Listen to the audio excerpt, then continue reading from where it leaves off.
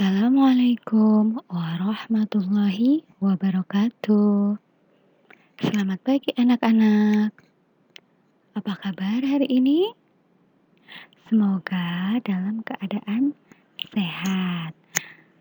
Alhamdulillah, pada pagi hari ini kita dapat berjumpa lagi dalam mata pelajaran akidah akhlak. Nah, sebelum pembelajaran, mari kita membaca doa terlebih dahulu. Kita membaca Al-Fatihah dan membaca doa mau belajar. Siap ya? Oke, siap? Berdoa mulai.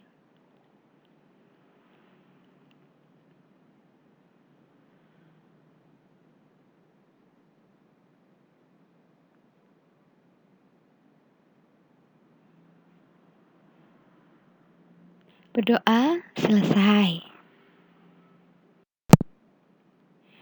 Pada pagi hari ini, kita akan belajar tentang akhlak tercela kepada Allah, yaitu apa? Ria dan nifak. Namun, kali ini kita hanya akan belajar tentang akhlak tercela ria. Sebelum kita memasuki materi, Bu Guru akan membacakan kompetensi dasarnya terlebih dahulu. Yang pertama adalah menghayati akhlak tercela yang dilarang Allah SWT berupa ria dan nifak, mengamalkan perilaku ikhlas sebagai implementasi menghindari akhlak tercela, ria dan nifak, memahami pengertian, dalil, ciri-ciri, dan dampak negatif sifat ria dan nifak, lalu menyajikan contoh cara menghindari perilaku ria dan nifak. Selanjutnya, setelah nanti anak-anak mempelajari akhlak tercela ini, diharapkan anak-anak itu bisa menjelaskan pengertian dari nifak, menunjukkan dalil nakli dan dalil akli tentang ria dan nifak, mengidentifikasi perilaku yang termasuk kategori ria dan nifak, menyajikan fakta dan fenomena yang berhubungan dengan perilaku ria dan nifak, lalu menyebutkan dampak-dampak negatif akhlak tercela ria dan nifak. Paham ya tujuan pembelajaran kita kali ini? Baik, kita lanjutkan. Ya. Perhatikan gambar di bawah ini. Nah, silakan amati yang pertama, ada siapa di sana, ada gambar apa di sana.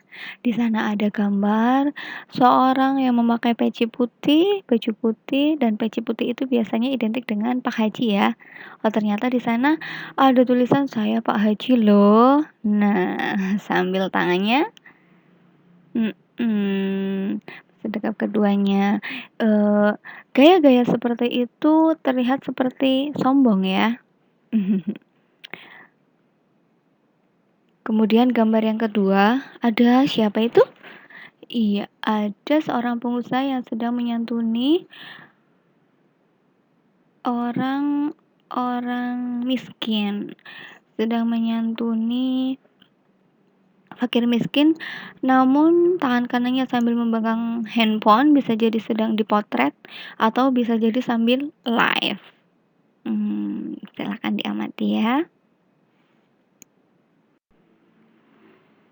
Kemudian, setelah melihat gambar di samping atau gambar yang tadi itu, apa yang dapat kita ambil? Apa ya? Betul sekali. Gambar-gambar tadi itu menunjukkan sifat ria. Apa itu sifat ria? Ria adalah memperlihatkan sekaligus memperbagus amal ibadah dengan tujuan diperlihatkan di hadapan manusia dan mendapatkan pujian dari orang lain.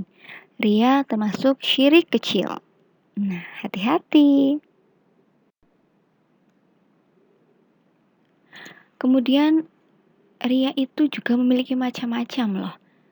Di sini ada dua macam ria. Yang pertama, ria jali atau ria terang-terangan. Artinya, mereka beramal di depan orang agar dapat dilihat sehingga mendapatkan pujian dan dianggap saleh. Lalu yang kedua, ria khofi atau samar-samar. Artinya, Menyamarkan amal kebaikan di hadapan orang, akan tetapi dimaksudkan agar mendapat penghormatan.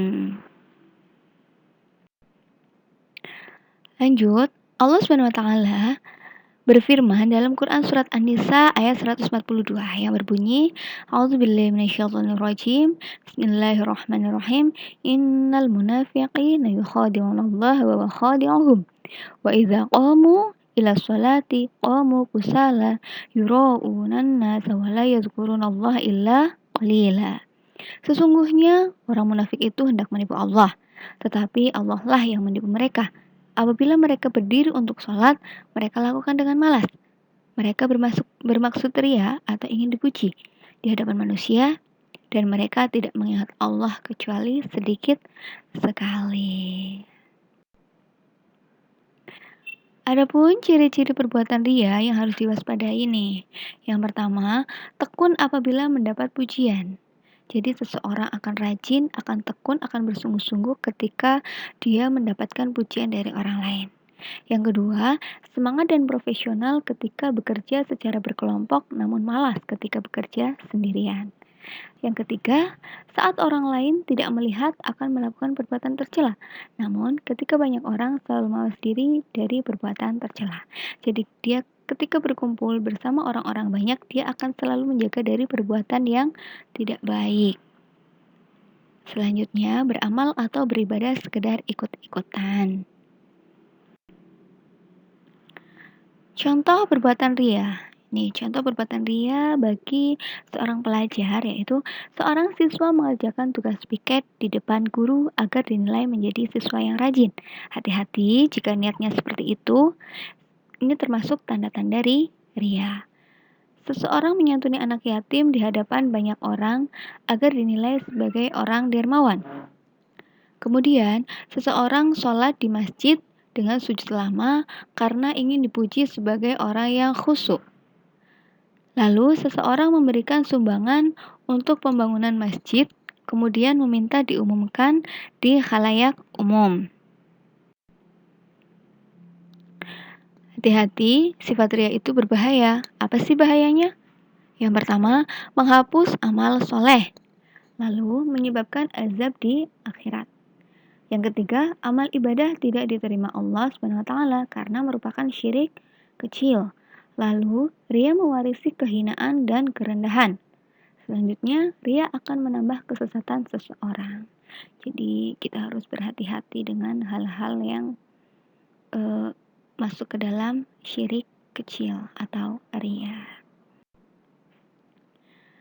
Tugas untuk kalian yaitu yang pertama, temukan kisah orang yang bersifat ria pada zaman Rasulullah SAW. Kemudian tuliskan dan carilah ibroh yang didapatkan dari kisah tersebut. Demikian dari Bu Guru.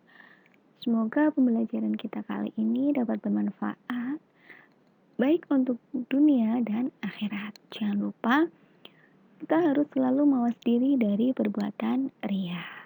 Terima kasih. Wassalamualaikum warahmatullahi wabarakatuh.